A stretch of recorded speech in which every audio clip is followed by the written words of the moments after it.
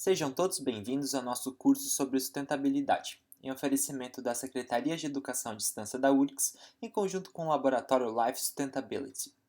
Meu nome é Matheus Mainardi, sou mestrando do Programa de Pós-Graduação em Construção e Infraestrutura e apresentarei as videoaulas que abordarão temáticas adjacentes à aplicação do desenvolvimento sustentável ao ambiente construído. Como terceiro módulo do nosso curso, vamos tratar da gestão de resíduos da construção civil. Em um sistema fechado, como o da natureza, a matéria é nunca eliminada. Ela é apenas transformada de uma forma em outra em ciclos. Nesse sentido, os animais, excrementos, folhas e todo tipo de material orgânico morto se decompõem pela ação de milhões de micro-organismos, como bactérias, fungos e vermes, dando origem aos nutrientes que vão alimentar outras formas de vida dentro do ecossistema. Este estado de equilíbrio, no entanto, vem sendo alterado a partir do início do século passado, devido aos processos de industrialização e ao aumento da concentração de pessoas nas cidades. Desde então, a demanda por bens de consumo manufaturados só fez aumentar, exigindo maior extração de matérias-primas da natureza e acarretando em maior geração de excedentes, que contaminam o meio ambiente, são responsáveis pela proliferação de vetores transmissores de doenças, obstruem as redes de drenagem urbana e geram depreciação imobiliária. Tal excedente é popularmente chamado de lixo, referindo-se a todo material sem valor ou utilidade, ou detrito oriundo de trabalhos domésticos ou industriais que é descartado. No entanto, no meio técnico, o termo deixou de ser utilizado, dando lugar à expressão resíduo ou rejeito. Assim sendo, resíduo refere-se a todos os materiais, sólidos ou semissólidos, gerados pelas atividades humanas, que já não apresentam uma utilidade dentro da cadeia de produção da atividade fim onde foram produzidos, mas que podem ser reutilizados em outros processos produtivos. Já os rejeitos caracterizam-se como um tipo específico de resíduo, que não tem mais possibilidade de reaproveitamento ou reciclagem, tendo assim como última destinação os aterros sanitários licenciados ou a incineração. No Brasil, 79 milhões de toneladas de resíduos sólidos urbanos foram gerados em 2018, sendo que 92% deste montante foi coletado, representando 72,7 milhões de toneladas. Os aterros sanitários, nesse cenário, receberam 59,5% dos resíduos, cerca de 43,3 milhões de toneladas. O restante foi despejado em locais inadequados, como lixões ou aterros que não contam com o conjunto de medidas necessárias para a proteção da saúde das pessoas e do meio ambiente. Visando a proteção da saúde pública e da qualidade ambiental, surge em 2010 a Lei Federal 12.305, relativa à Política Nacional de Resíduos Sólidos. Segundo ela, os resíduos sólidos possuem classificação quanto à origem, podendo ser domiciliares, que são os originários de atividades domésticas em residências, de limpeza urbana, que são derivados de varrição, limpezas de vias públicas, resíduos gerados por estabelecimentos comerciais e prestadores de serviços, resíduos dos serviços públicos de saneamento básico, os industriais, de serviços de saúde, da construção civil, que são os derivados de construções, reformas, reparos e demolições, entre outros. Quanto à periculosidade, os resíduos podem ser considerados não perigosos ou perigosos quando apresentam características de inflamabilidade, corrosividade, reatividade, toxicidade ou patogenicidade, apresentando assim significativo risco à saúde pública ou à qualidade ambiental. Feita a triagem, os resíduos sólidos devem passar por um processo de gestão e gerenciamento, do qual deve ser observada a seguinte ordem de prioridade: na geração de resíduo, redução de geração, reutilização dos excedentes, reciclagem dos materiais, tratamento dos resíduos sólidos e disposição final ambientalmente adequada dos rejeitos. Considerando que significativo percentual dos resíduos sólidos produzidos nas áreas urbanas são provenientes da construção civil e que a sua disposição em locais inadequados contribui para a degradação da qualidade ambiental,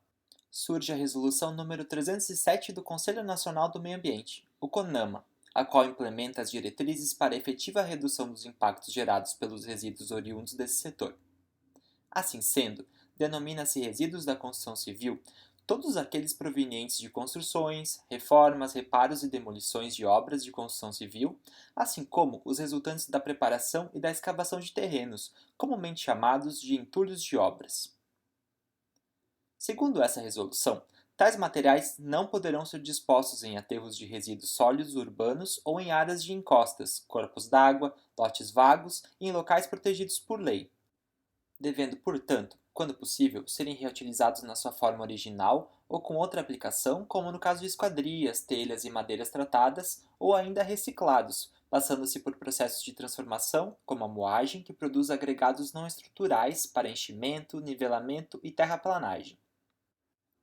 Ainda segundo essa resolução do CONAMA, os resíduos da construção civil poderão ser classificados em 4 categorias, onde a classe A equivale aos resíduos reutilizáveis ou recicláveis como agregados, provenientes da construção, demolição, reformas e reparos de edificações e pavimentação e de outras obras de infraestrutura. Os classe B dizem respeito aos resíduos recicláveis para outras destinações, tais como plásticos, papel, papelão, metais, vidros e madeiras. Os classe C são os resíduos para os quais não foram desenvolvidas tecnologias ou aplicações economicamente viáveis que permitam a sua reciclagem ou recuperação, tais como os produtos oriundos do gesso. E, por fim, os classe D são os resíduos perigosos oriundos do processo de construção, tais como tintas, solventes e óleos. Quanto ao gerenciamento dos resíduos da construção civil, adota-se também a diferenciação quanto à categoria, sendo que para a classe A, os resíduos deverão ser reutilizados ou reciclados na forma de agregados ou encaminhados a áreas de aterro de resíduos da construção civil.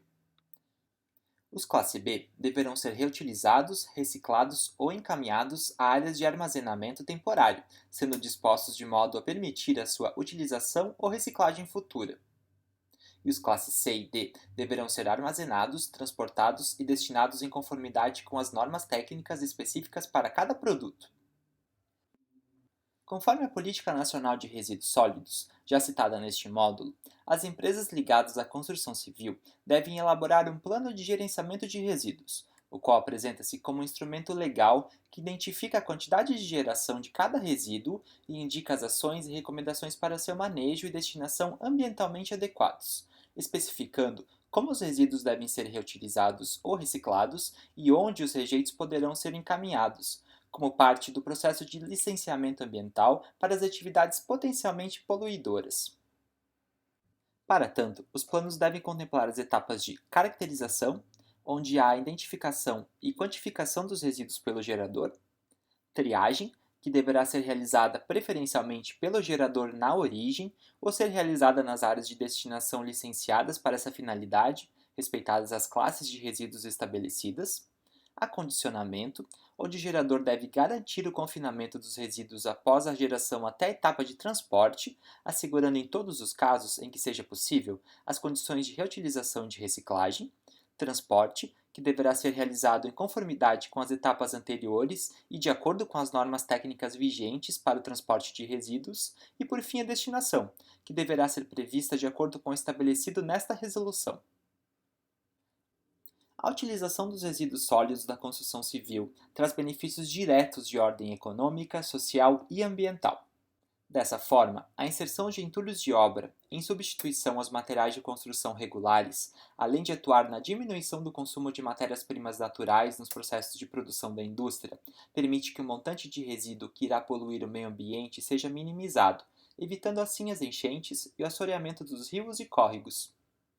Muito obrigado pela atenção de todos e todas. Vamos passar agora para a segunda parte deste tópico. Bons estudos e até a próxima. Tchau!